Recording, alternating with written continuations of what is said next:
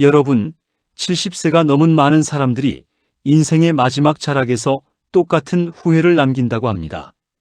그런데 이상하게도 그 후회는 돈을 더 많이 벌 걸, 좋은 집 한 채, 더 사둘 걸 같은 돈 때문도 아니고 자식 때문도 아닙니다.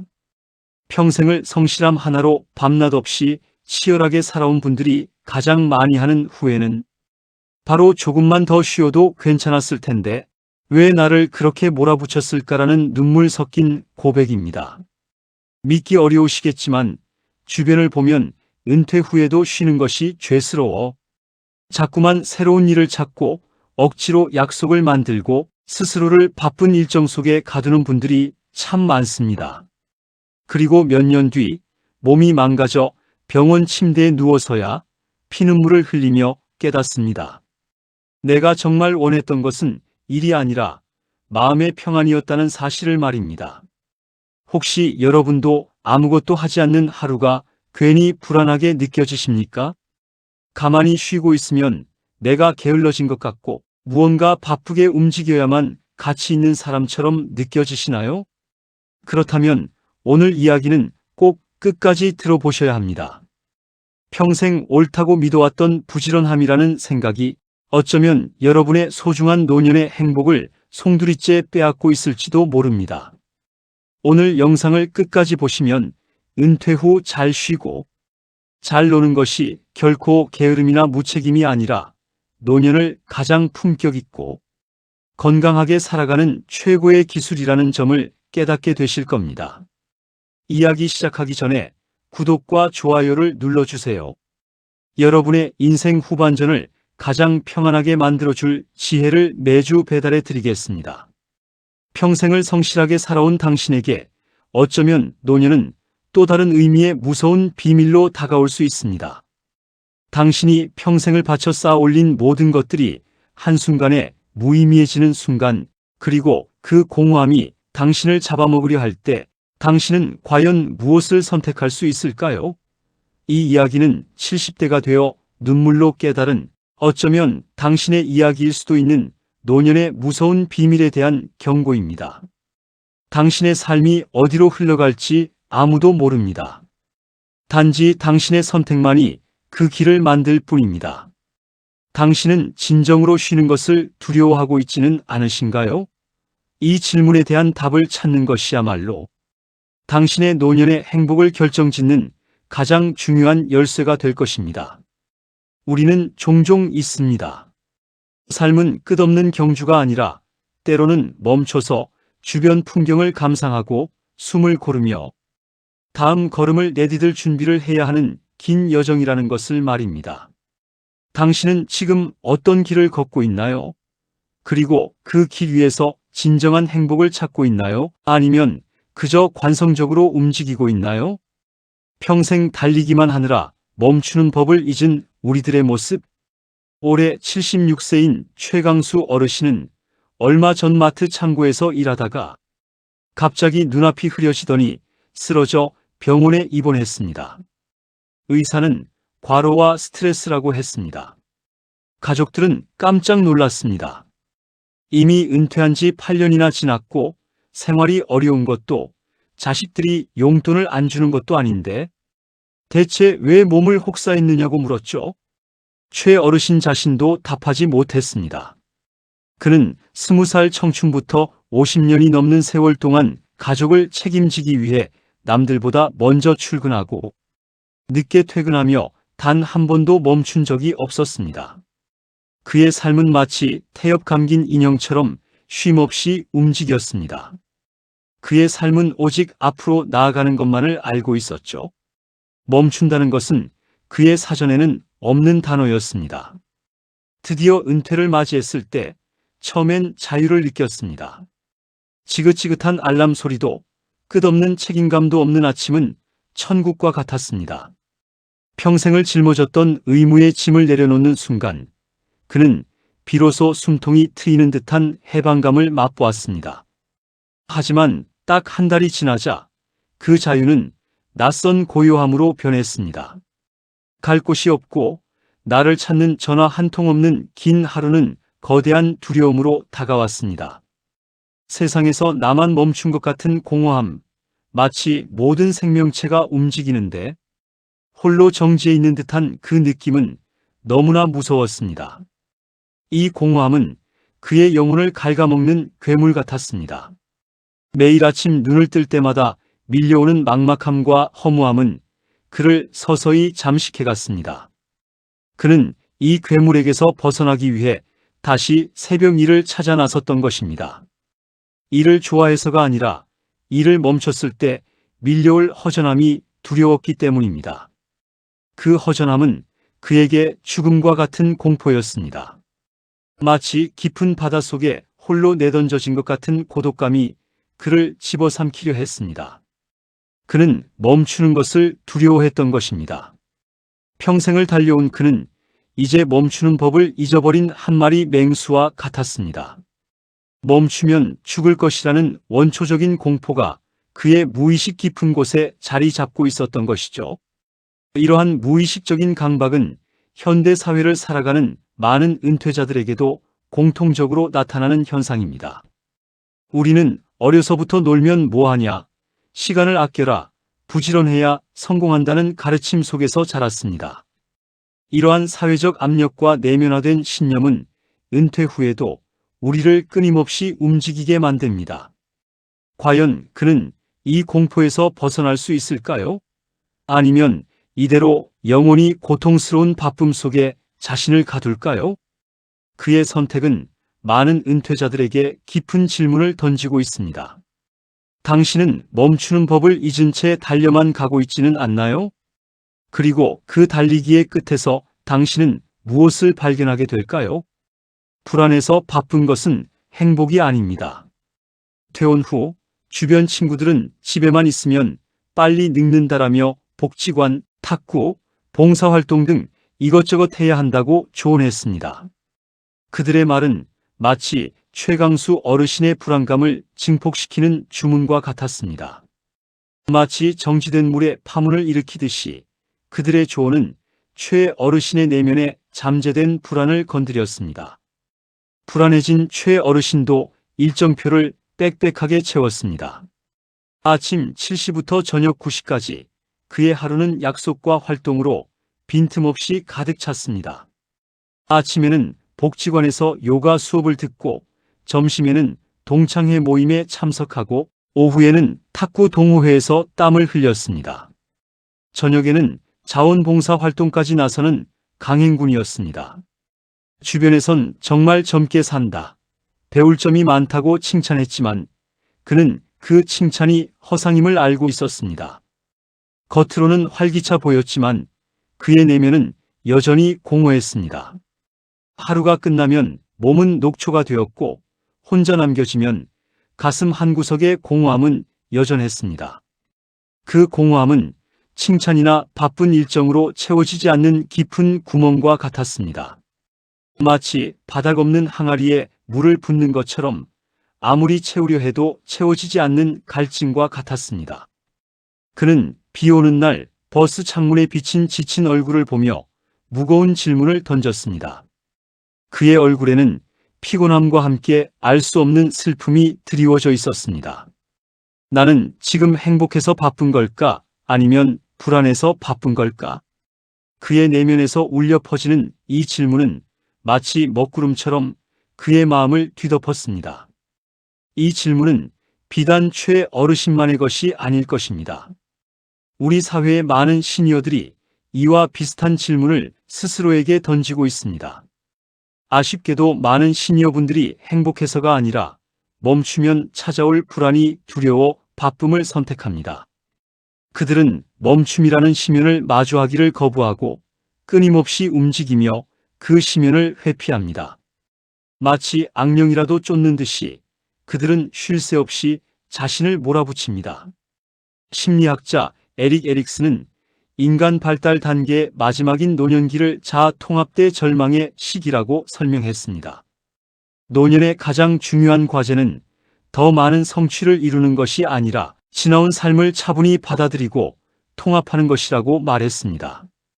즉, 자신의 삶을 의미 있는 것으로 인정하고 긍정적으로 마무리하는 것이 중요합니다. 노년은 더 이상 사회적인 역할이나 생산성으로 자신을 증명하기 위해 바쁘게 달리는 시기가 아닙니다. 오히려 내려놓는 법을 배우고 내면의 평화를 찾는 시기입니다. 멈추고 자신을 돌아보고 지나온 삶의 의미를 되새기는 시간이 바로 노년에 필요한 것입니다. 하지만 우리는 너무 오랫동안 바쁨이라는 환상에 사로잡혀 있었습니다. 바쁜 것이 미덕이고 쉬는 것은 죄악이라는 뿌리 깊은 믿음이 우리의 행복을 가로막고 있었던 것입니다. 이러한 사회적 통념과 개인의 내면적 불안이 결합되어 많은 시니어들이 진정한 휴식과 평화를 누리지 못하고 있습니다. 당신은 진정으로 행복해서 바쁜 것입니까? 아니면 그저 불안을 마주할 용기가 없어 끊임없이 도망치고 있는 것입니까? 이 질문에 대한 솔직한 답을 찾을 때 당신은 비로소 진정한 노년의 행복으로 한 걸음 더 나아갈 수 있을 것입니다.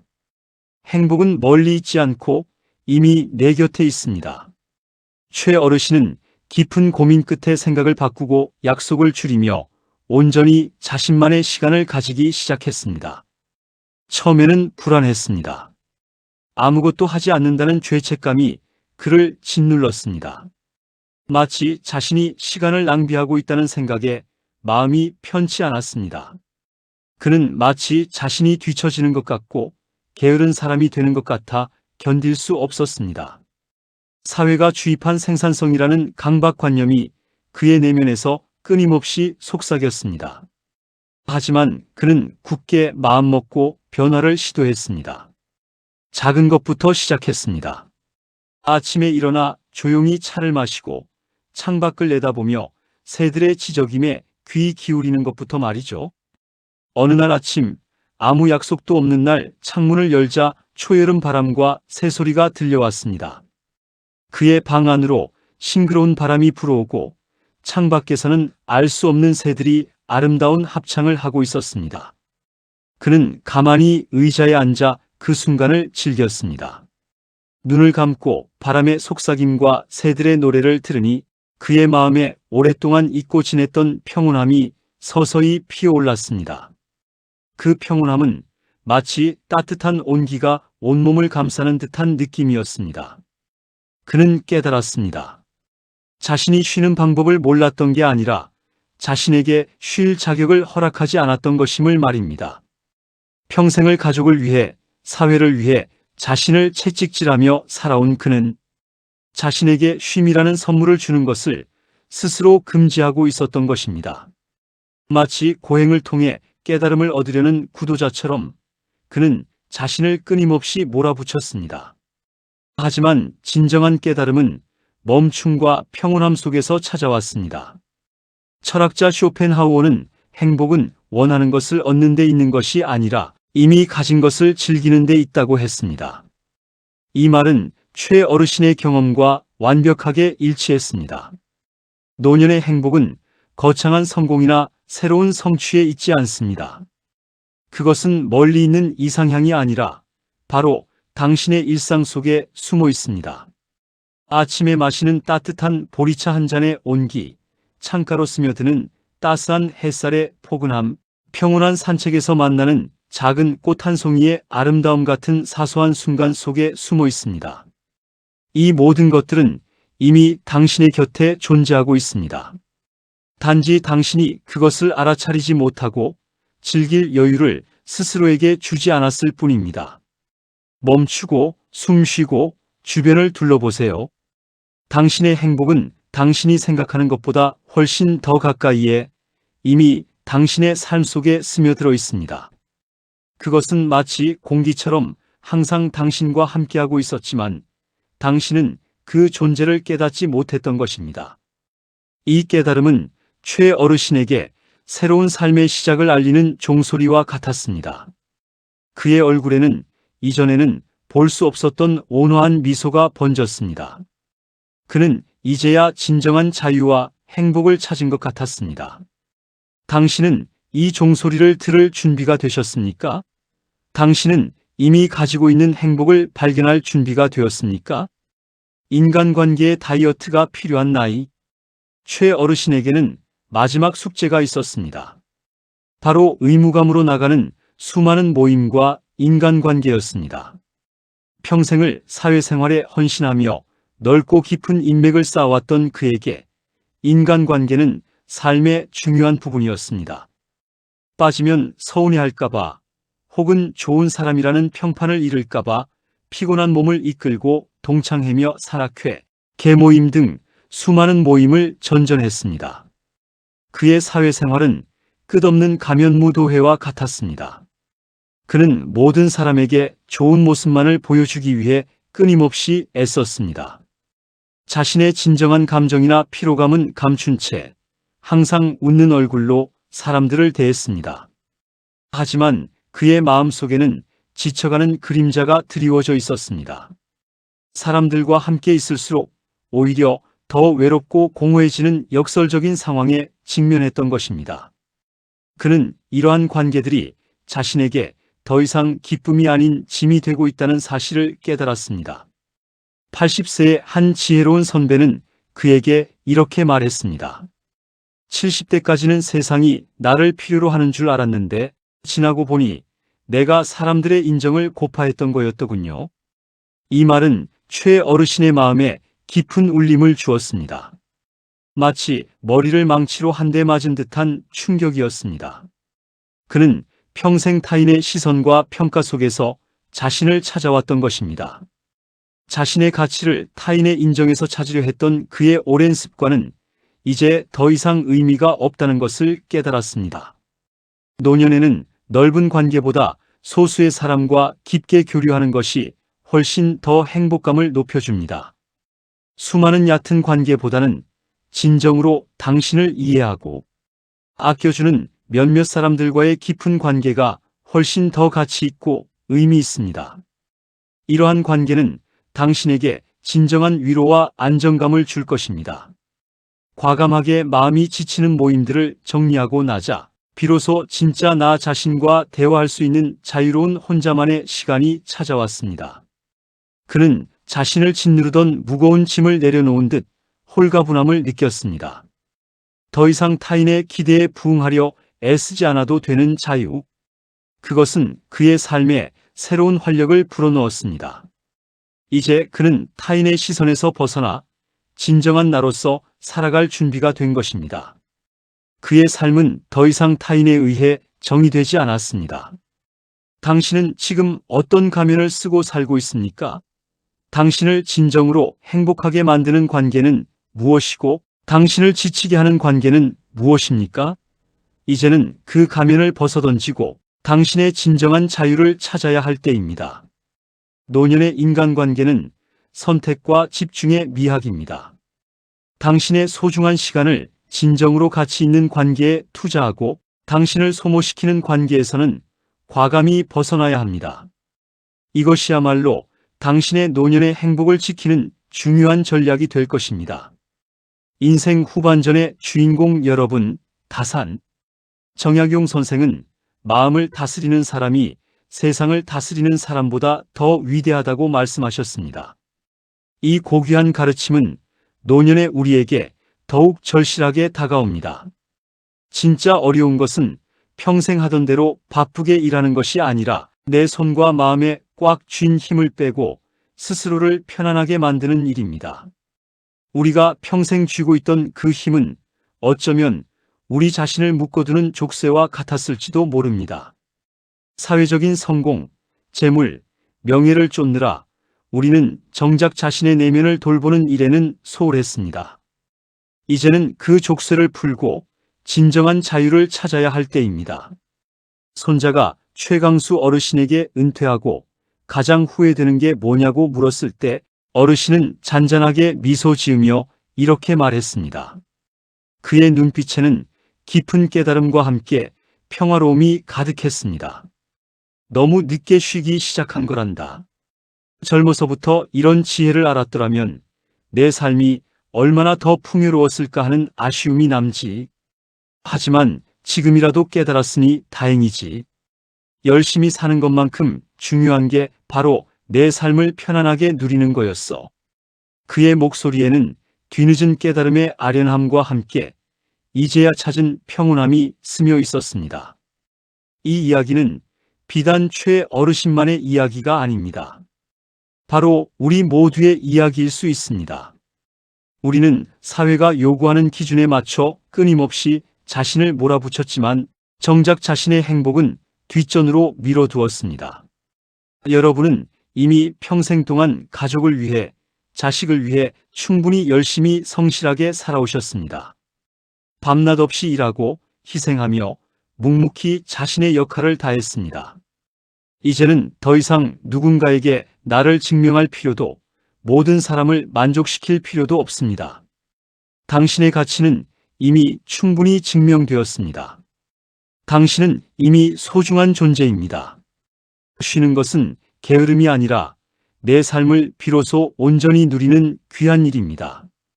그것은 당신의 몸과 마음이 진정으로 필요로 하는 치유의 시간입니다. 노는 것은 무책임한 게 아니라 열심히 살아온 나에게 주는 늦게 찾아온 자유의 포상입니다. 그것은 당신의 영혼을 살찌우고 당신의 삶에 새로운 활력을 불어넣는 선물입니다. 오늘부터는 해야 하는 일 대신 내가 진정으로 원하는 일을 찾아보세요. 새벽 일찍 일어나 산책을 하거나 오래전부터 배우고 싶었던 악기를 배우거나 좋아하는 책을 읽으며 온전히 자신만의 시간을 보내는 것과 같이 당신의 마음이 이끄는 대로 움직여 보세요. 당신의 노년은 이제껏 당신이 경험하지 못했던 가장 아름답고 평온한 시기가 될 수 있습니다. 당신이 이 무서운 비밀을 깨닫고 진정한 행복을 찾아낼 수 있기를 진심으로 바랍니다. 당신의 노년은 당신의 손에 달려 있습니다. 당신은 지금 어떤 선택을 할 것인가요? 이 선택이 당신의 남은 삶을 결정할 것입니다. 당신은 과연 어떤 노년을 맞이하게 될까요? 부디 후회 없는 노년을 맞이하시길 바랍니다.